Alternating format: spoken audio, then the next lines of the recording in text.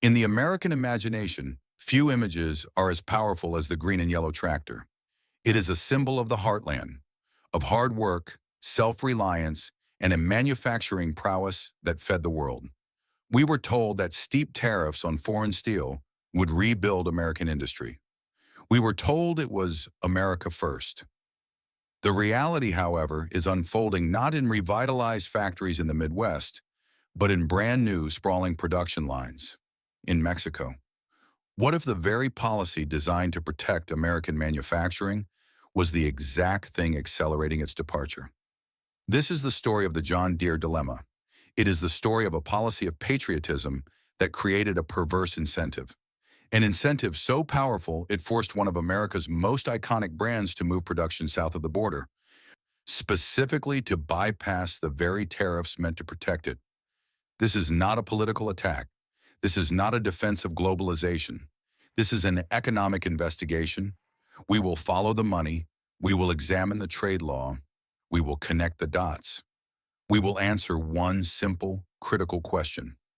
How did tariffs on foreign steel end up crippling the American farmer? By the end of this analysis, you will understand the structural flaw in U.S. trade policy that is hollowing out American industry from the inside. And you will understand, with data-driven clarity, why the American farmer and the American factory worker are caught in the same inescapable and devastating double bin. Section 1, the policy and the price. To understand this dilemma, we must first go back to the policy itself. It began with Section 232 of the Trade Expansion Act of 1962. This provision, citing national security, allowed the administration to impose heavy, broad-based tariffs on imported steel and aluminum. In 2024, these tariffs were solidified and in some cases expanded, creating a virtual wall around the U.S. steel market. The stated goal was simple and, to many in the industrial heartland, deeply appealing. Protect domestic steel producers, giants like U.S. Steel and Nucor, from what was seen as decades of unfair global competition. The logic, as it was presented to the public, was straightforward. Tax foreign steel. Force American companies to buy American. Reopen the mills. Bring the manufacturing jobs home. And for the American steel industry, it worked, at first. With foreign competition effectively priced out of the market, domestic steel producers were no longer bound by the global price. They were free to raise their own prices, and they did, significantly.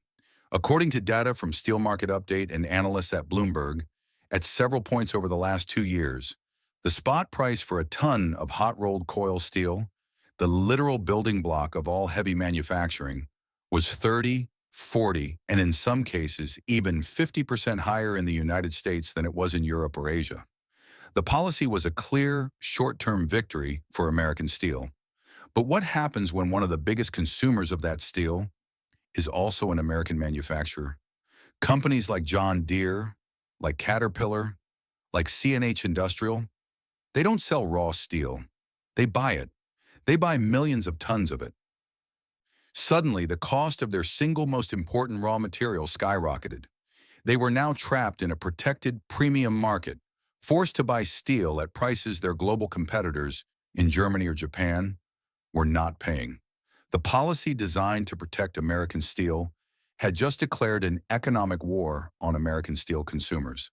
This was not a minor inconvenience. It was not a rounding error on a balance sheet. It was a fundamental, structural shift in their entire cost of production. In its own annual reports, Deere & Company repeatedly warned its investors, in the dry language of corporate filings, about the immense pressure of rising raw material costs. Those costs, now embedded in every piece of steel, had to go somewhere. When a manufacturer's costs go up, they have only 2 choices. 1, absorb the cost, watch their profits vanish, and slowly lose market share to foreign competitors who don't have this burden. 2, pass that cost on to the customer. For American farmers, the result was immediate and painful. Let's look at the data. The U.S. Bureau of Labor Statistics tracks the Producer Price Index, or PPI. This is what it costs to build things. Over the 24-month period from 2022 to 2024, the PPI for farm machinery has surged by nearly 22%. This isn't just inflation. It's a direct consequence of policy. This is a crippling price hike for a farmer who is already struggling, a farmer whose fuel costs have risen, whose fertilizer costs have spiked, and who, as we covered in our last report, has just lost his biggest export market for soybeans due to China's retaliatory tariffs. The policy had backed America's industrial giant into a corner. John Deere, an American icon for over 180 years, now faced a critical, company-defining choice. It could continue to buy protected, high-priced American steel, build its tractors in America, and pass that 22% hike onto its customers, farmers who were already on the brink of bankruptcy. It could absorb the crippling cost and risk becoming uncompetitive on the global stage. Or it could find a way, a loophole, a backdoor, to escape the tariffs entirely. The green tractor exodus. So what did John Deere do? They didn't just absorb the cost, they moved. Now, to be clear, this wasn't a sudden decision.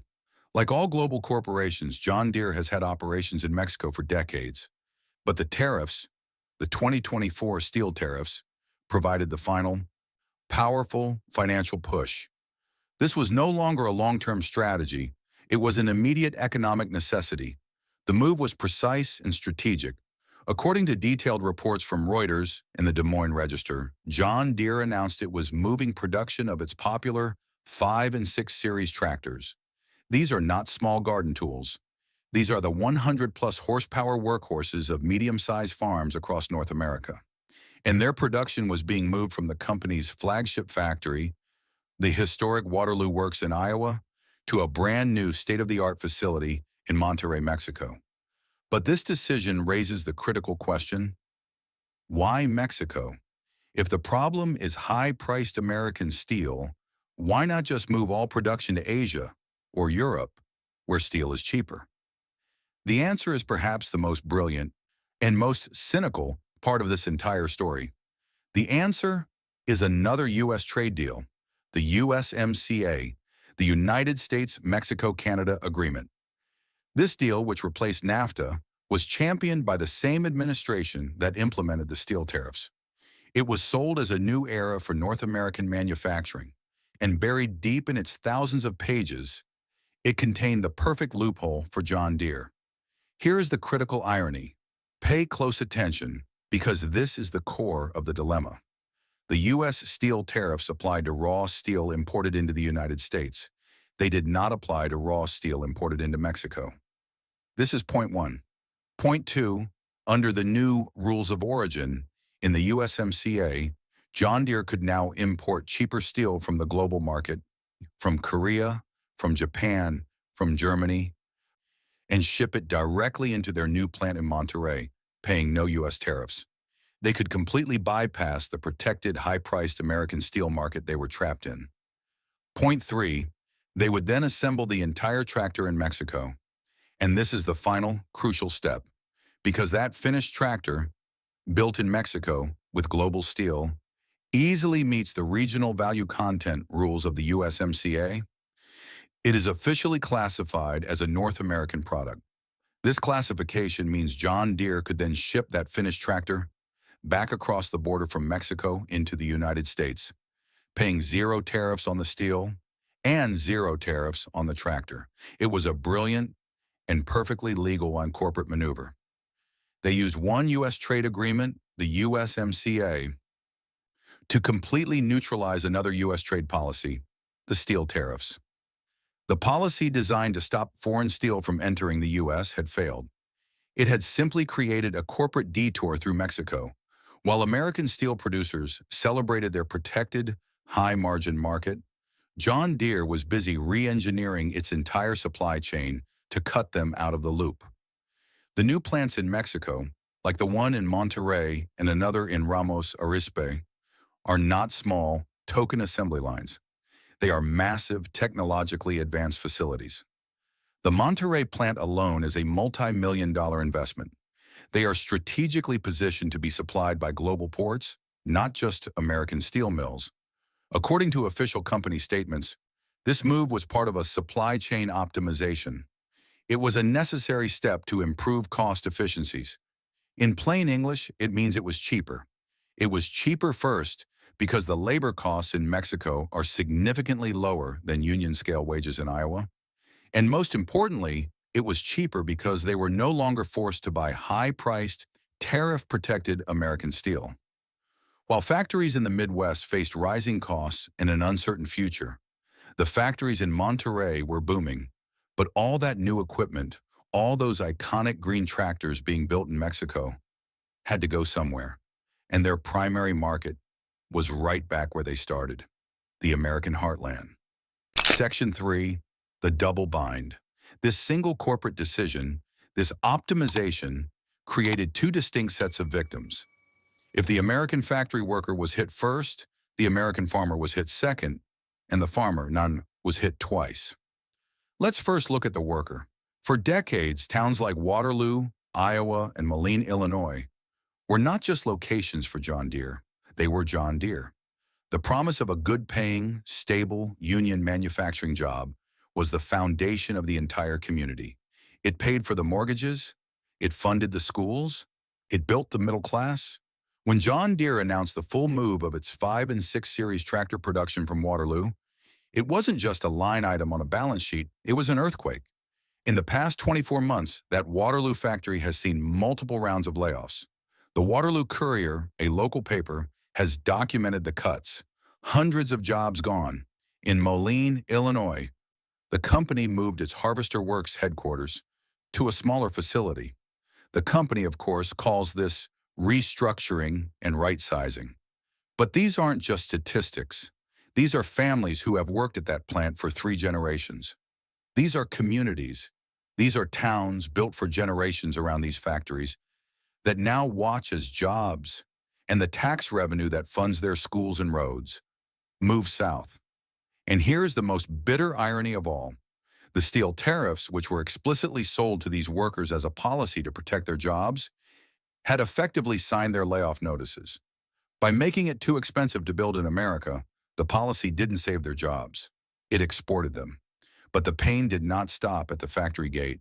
It spread like a shock wave out into the fields. If the worker was hit first, the farmer was hit second. And, as we've established, they were hit from 2 directions at once. This is the double bind.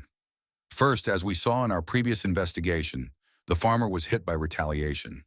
When the U.S. imposed its tariffs, China retaliated with pinpoint precision. They stopped buying American agricultural goods, most notably soybeans. This cutoff evaporated the farmer's single largest and most profitable market, sending commodity prices plummeting. As the American Farm Bureau Federation reported, this trade war drove farm bankruptcies to their highest levels in a decade. So the farmer's income collapsed. That was the first blow.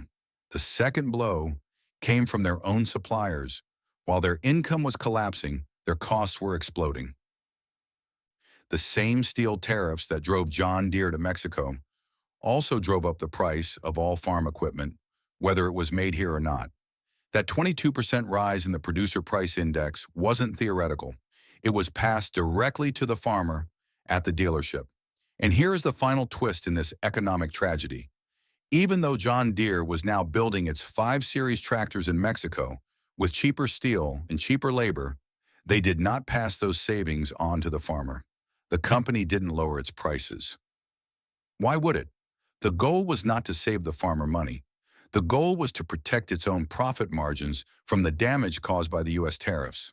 The farmer is now paying a tariff tax on the very equipment they need to harvest crops that they can no longer sell to their biggest market.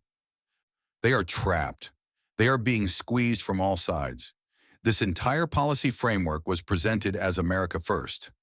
But when an iconic American company like John Deere moves production to Mexico specifically to avoid U.S. tariffs, who is really winning? Is this just smart business? Or is it a structural betrayal of the American worker and farmer? Let us know your thoughts in the comments. Conclusion: the spike in the flywheel. The John Deere dilemma reveals a fundamental and perhaps fatal flaw in the 2025 trade war. It shows what happens when a simple policy is applied to a complex global economy. The U.S. trade war intended to protect American manufacturing, created a perverse incentive structure. It did not just fail to protect jobs, it actively accelerated the hollowing out of iconic American industry by forcing companies like John Deere to move production to Mexico to remain competitive, ultimately betraying the very workers and farmers the policy claimed to defend. The final irony is this: the policy didn't just fail to protect American jobs, it unintentionally financed their relocation by making it too expensive for them to stay home. But John Deere's move to Mexico wasn't just about tariffs. It wasn't just about labor costs. It was also about control. In our next video, we will investigate how this manufacturing shift connects directly to the intensifying right to repair battle. We will explore what it means for farmers when they can no longer fix their own equipment, and how moving production is part of a larger strategy to control the entire agricultural supply chain, from the factory floor to the farmer's field. Subscribe and turn on notifications. You don't want to miss it.